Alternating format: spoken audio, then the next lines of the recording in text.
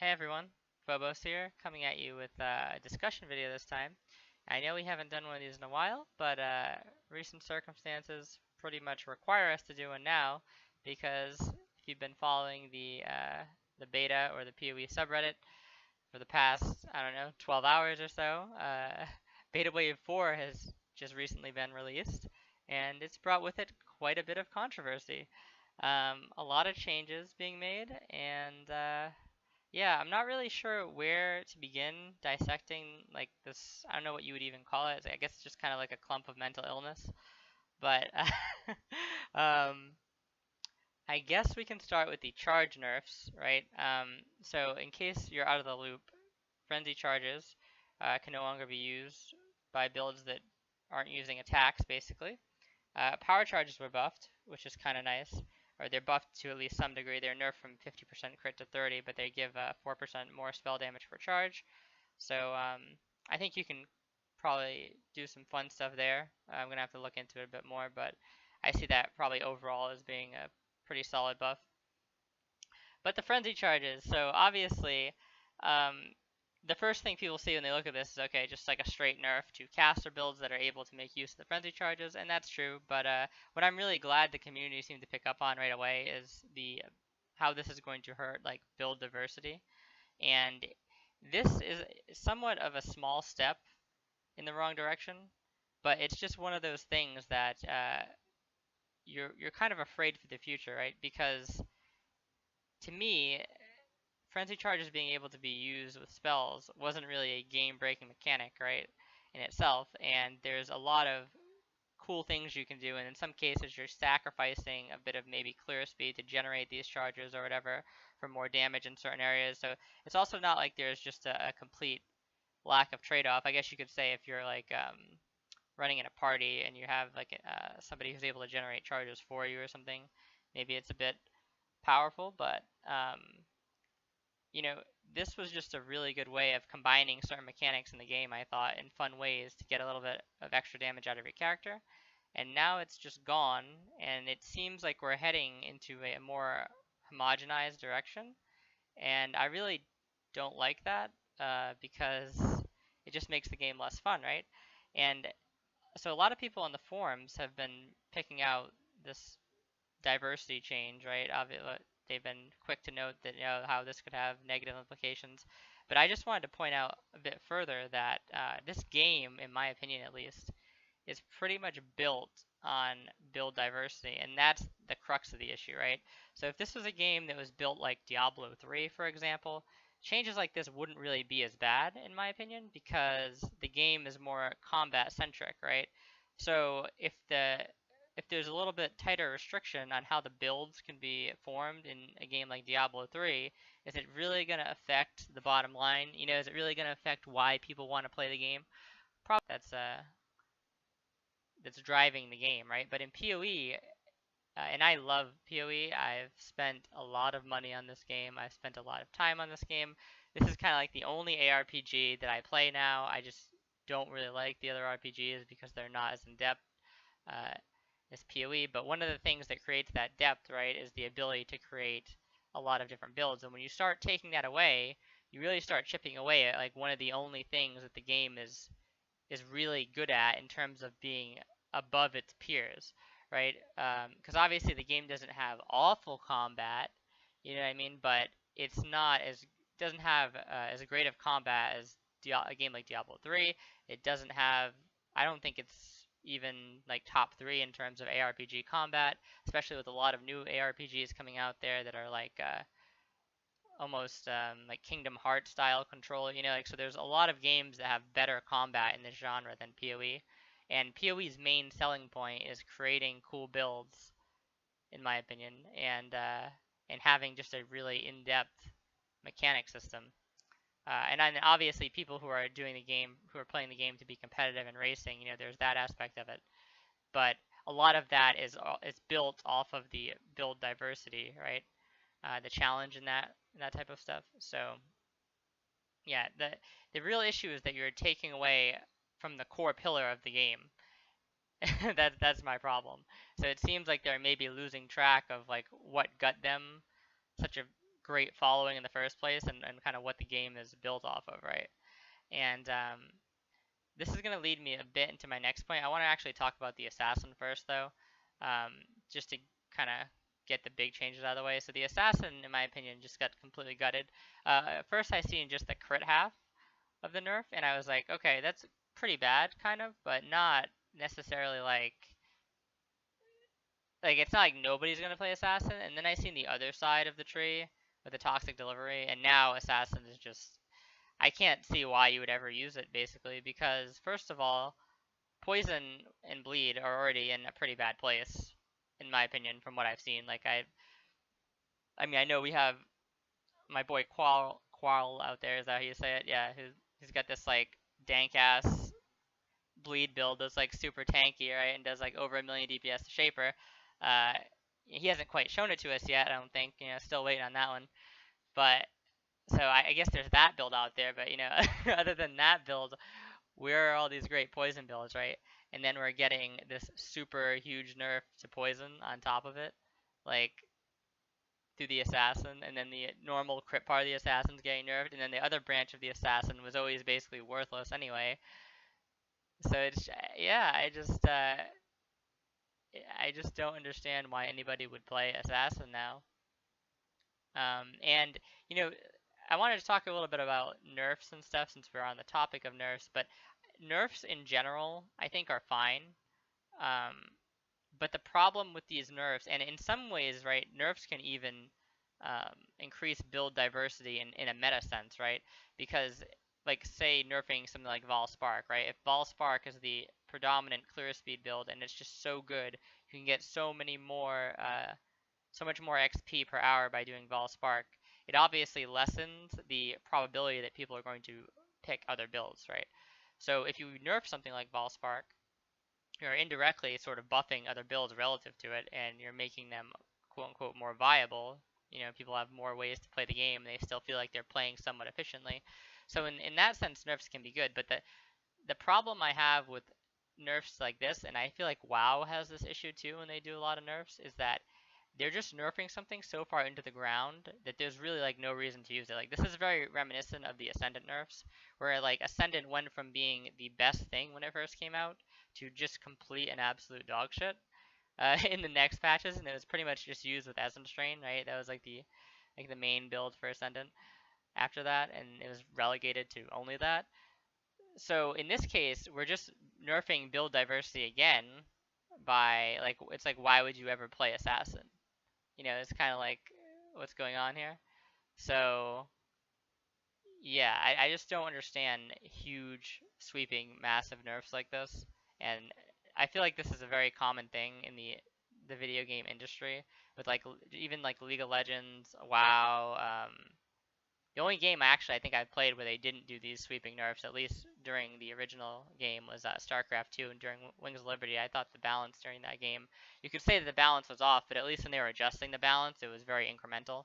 And that's something I really admired about the balance team for that game, even though I thought the balance was off overall. But all these other companies, or like I guess you could say like subsidiaries of the big companies, they just seem to be like really gung ho about making these drastic changes all at once, and I just can't figure out why, because it ends up just putting classes or specs or something in just very bad positions relative to other classes and specs, and they don't get used. And you see this in WoW and League. There's so many champions that don't get used in League. There's so many classes and specs that don't get used in WoW. And now there's already so many skill gems that don't get used in this game. And now we're just going to have more ascendancies that don't get used. We didn't buff any of the ascendancies that are considered dog shit, really. Like, what is Deadeye getting? You know, we're 1 week out from the beta, and what is Deadeye getting? We have no idea. They gave Far Shot to Lionized Glare. So basically, like, I don't know. It's just kind of crazy to me. And yeah, there's like other ascendancies that are pretty bad too, and they're not really seeing any light. So I'm just scared to think of what the current meta is going to be. And the other thing that I wanted to mention about this, so a lot of these changes that are being made, every time a change gets made, you'll notice in the past 8 weeks, right? It's oh, but it's beta, right? Oh, it's beta. You know, we're just testing things. It's beta. We're in here to, this is a testing environment, you know, like none of this is even live yet. Why are you worried? And this is just like the most delusional mindset like I've ever seen in my life. Like, first of all, to think that this like version of the game we're getting as a beta is like a legitimate beta where you go in and you're like testing all the balance. No, no, no, no. This is like a promotional opportunity for GGG, a way for to generate them money. And I'm not hating on them for this because I'll gladly pay access to be able to mess around with the beta and the newer version of the game sooner. I don't mind that. But I'm just telling people don't chalk this up to be something that it's not. You know, I mean, this is essentially early access is what you're paying for to get into the beta. Or in my case, I didn't really pay because I was already grandfathered in due to the amount of money I had spent in the game. But um, it's not, you're not paying to get into like a beta. It's basically like some form of early access, and a lot of these changes are going to stick. Like, it's not like they're introducing something in week 8 and they're gonna test it. They're gonna see how it goes over the next 8 weeks, and then that's when they're gonna decide to implement it or not. A lot of these core mechanics that they're implementing are changing. Like, they're already set in stone. Like, a good example would be like the volatile change. So I think the volatile change has actually been really good, but let's say that people hated the change, right? And I think it came in what, week 4 or week 6 or something like that. Well, there's not enough time to change stuff like that before the game comes out. You know what I mean? There's just not enough time. And people don't seem to be aware of that. I think people think that they're still micromanaging with all this stuff and they're trying to keep up with feedback. But in reality, 8 weeks is virtually no time at all. And when a game goes through beta phases, there's normally a long alpha, a long closed beta and stuff. And in these points, you can definitely change mechanics around. But when you come out and you say, oh, you can pay into the beta and the game's going to launch in like 8 weeks, 8 to 10 weeks, that's virtually no time at all. It's very similar to like the Destiny beta that's just got out. Like, a lot of the things in that game are not going to change going from the beta into live. You know, superfluous stuff can change, the numbers can change on certain things, but the actual core mechanics of the game are not going to be changed. And that game is coming out in September, so they even have more time to change stuff, and that won't be changed. In this game, we had like 8 weeks notice from the beta to live, and right now we have a week until live, basically. So none of this stuff is getting changed, and you're getting what you're getting. So anything that's gonna be broken and need to be fixed, this is all gonna happen either during the league, the Harbinger League, or it's going to be pushed on to leagues down the line. So you're pretty much just getting what you have right now. Don't expect any more significant changes by the time the actual Harbinger League rolls around. I think I'm going to make a separate video on Harbinger League because I don't want to include it into this because it's already getting kind of long. So to get a little bit back on track, though, I wanted to talk about how these changes are going to affect the top players, streamers, ladder pushers, and stuff like that, because I feel like this is a comment that I often see. It's like, so half of Reddit is angry about the nerfs, right? And the other half is basically saying like, oh, all these whiners slash crybabies got their builds nerfed and they don't want to think of new builds. And, you know, these people are just mad because they're used to pushing the ladder with this build and it's nerfed, and now they have to think of something else, and maybe they won't have as high of ranking or something like that. And it's just basically this thing of like, half of the community has a perception that the other half of the community is just against change completely, right? And that's why they hate all the new changes and stuff. And to me, like, I feel like I am not a super competitive player in this game. I'm a very competitive player in other games. I played this game more for the build creation aspect, but I do compete at least like during the first week a bit, and I try and have a reasonable start to the league with pushing reasonably fast. Obviously, I don't really have a lot of people to play with, unfortunately. A lot of my friends don't like this game, so I don't have the opportunity to really party up and push super hard in a lot of cases. But I at least try and make a decent push, and it's fun for me to make a push, right? So I am somebody who's familiar with using meta builds, even though a lot of the stuff you'll see on this channel is not meta, and a lot of it's fun totem builds. But during the start of the league, I'm pretty well versed in being able to take a meta build and get like decently high in the ladder, like at least like top 200 hardcore or something like that. So the this perception that players that play these meta builds, like me at least for the first couple weeks or whatever, and I guess streamers and stuff like that, hate these changes just because it's different.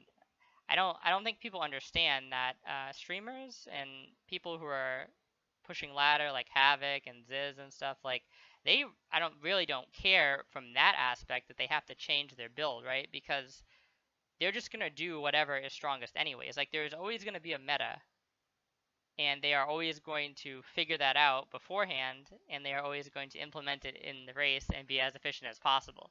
You know what I mean? Sure, you can make more variables unknown to them, and it'll make their job harder, and they'll be less efficient. Maybe going into like a new expansion like this, but ultimately they're still going to be more efficient than your average person that doesn't put in the time, right? They're still going to get up the ladder faster. They're going to have a better build that's capable of doing more things. So regardless of how much you slow down the game or change the game, there's still going to be people that are going this meta route, right? So the fact that people think that these top streamers are really bothered by these changes in the sense of like, oh, you destroyed my old build or something, it's just laughable to me because that's not how a lot of people feel, I don't think. And I think the concern from the community comes in where like I am pretty frustrated because I like to play that meta style to establish kind of like a currency base and stuff, but then I kind of like to fuck around and do my own thing. And I feel like there are a lot of people that sort of like to do this, you know what I mean? Even players like Ziz will do this if the race to 100 has been lost or if he's already hit 100 or something, you know what I mean? So like he'll kind of be meta slave at first, and then he'll try out new things. And the problem is that if you're nerfing everything this hard, you're nerfing the pieces. So I feel like what they're doing here, right, is in order to nerf top tier builds, they're nerfing certain pieces of the builds, right? But those pieces also empower lower level builds, right? So we're not just nerfing top tier builds with some of these changes. We're nerfing lower tier builds as well. And that's the problem because eventually you're going to hit a threshold where some lower tier builds just either can't do content or they're just going to be able to, they're doing it so inefficiently that the game is not even going to be fun to play in like a mid to lower tier build, right? And a lot of people complained when the initial ascendancies were introduced to the game because of the power creep and stuff like that. But one thing I thought that it did well is that even though it gave some builds ridiculous clear speed, right, and there was a huge gap between meta builds and I guess you could say mediocre builds, is that these mediocre builds actually could still get through the game at a pretty reasonable pace. You know what I mean? It's just like the only time it was an issue was if you were comparing yourself to the ultra high meta build, right? Um, but somebody who was playing a less efficient build could still experience the game, I thought, in a very fun way and get through it at a reasonable pace. But nowadays, it's like when you're making changes that nerf both the meta builds and the builds that come underneath those builds, like the mediocre builds and the lower tier builds, now those builds on the lower end are just going to really struggle. So it's like if you want to be able to do these Guardians or Aziri or something, you're really going to need like a build that is quite optimized, I feel like, you know? So it's just going to restrict the amount of skills that can do content, and we're going to restrict the amount of skills that can do content. It's going to restrict the amount of builds that can be made from those skills.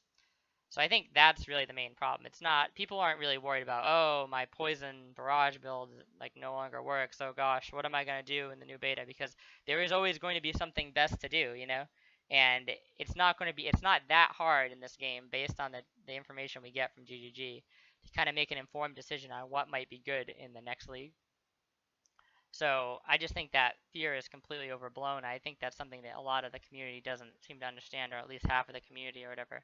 And that's not why people are upset. They're not upset because these builds are getting destroyed and they have to think of something new. I think people like thinking of new things. The problem is really just that they're afraid that these new things that they're thinking up are going to be the only viable way to play the game now because we're nerfing the components of other builds. Like instead, I think what would be a great thing for GG to do is just to be more precise in their nerfs. So if you're gonna nerf something like Vol Spark, like you wouldn't nerf Crit Multi, right? Because Crit Multi is not a I don't know. It's just like it's one small factor of what makes Vol Spark good, but you could just easily change like how Vol skills function in any given zone, right? You could change Vol skills to make it so that they only function once per zone, which I feel like is sort of the initial balance idea, anyways. And um, you know, it would fix a lot of these problems with the crazy Vol skill builds like Vol Fireball and Vol Spark, etc. So but instead they're just trying to nerf these builds in very indirect ways, and it's like they're beating around the bush so much, and by beating around the bush they're actually nerfing the builds below the top tier builds. So that's kind of like my issue here. Yeah, I'm not really worried about what I'm going to be playing next league because I know, like, I've been playing this game for 4 years. Like, I don't think I'm just going to suddenly not be able to play through the game because they nerfed my like builds that were I was doing previously. It's just not a worry to me. So if you guys want to think that, or you want to think that about other top tier players, you can go ahead and think that. Or no, I shouldn't say. I don't want to include myself in the top tier player list because I don't really push like them. But if you want to think that top tier players think like that as well, you're welcome to think that, but I don't think that's what they're thinking at all. So they're just concerned about the build diversity in general for the game. So yeah, that's pretty much all I wanted to talk about, and I'll maybe make a couple videos on some of these other changes. Some of the other ones are kind of small, so they're not really as big of a deal. I'd say the flash changes kind of fall into this what I'm already talking about anyways with like the Vinktar nerf and stuff. Like nobody's gonna like die because the Vinktar got nerfed or something, or Taste of Hate got nerfed, but it's really just gonna hurt builds that were relying on those flasks to get that extra bit of damage, to begin with, and now they don't have it. So it's not really gonna affect the top players that much. It's gonna affect the mediocre builds. And I'm gonna make a video about Harbinger for sure, and I think that's pretty much it. Yeah, most of the other changes were pretty superfluous. Merciless Lab now has 3 trials. Great. I mean, I don't know why we're doing this. We're like, what is this, 2 years into Labyrinth or something, and the devs still think people like to do it. So I'm confused about that, but maybe I'll make a video about that as well. But yeah, so pretty much it. End rant. Thank you guys for watching, and see you next time.